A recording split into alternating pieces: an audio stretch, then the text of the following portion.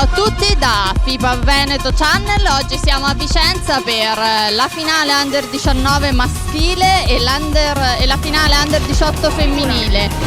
In campo ad aprire il programma la finale Under 19 maschile in un classico della pallavolo veneta, ovvero la sfida tra il Volley Treviso e la pallavolo Padova, la Chiene Pallavolo Padova.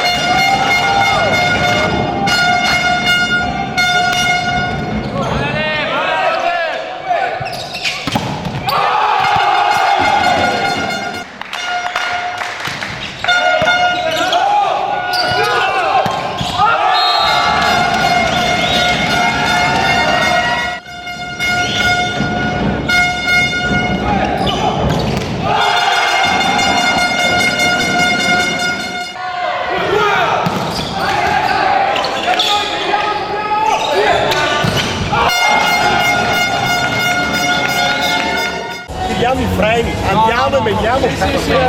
Dai,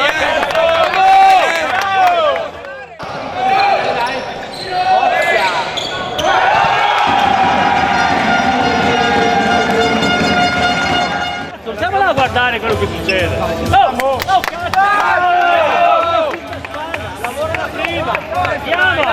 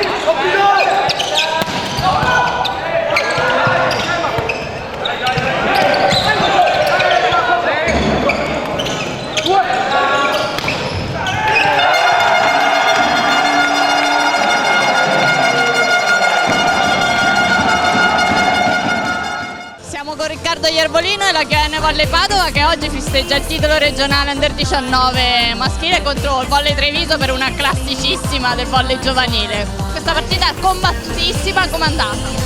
È andata bene, abbiamo approcciato subito bene la partita e alla fine è andata bene, abbiamo sofferto per tutti i 3 set, ma alla fine l'abbiamo spuntata per fortuna, grazie.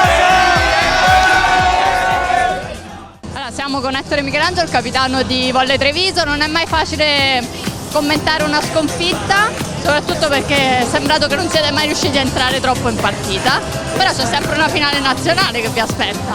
Sì, il rammarico è proprio quello, aver giocato una partita dove non siamo mai riusciti a entrare in campo, e il rammarico c'è perché comunque abbiamo portato tutti i 7 vantaggi e sicuramente si poteva far meglio nella parte centrale finale del set, anche facendo meno errori e giocandocela meglio.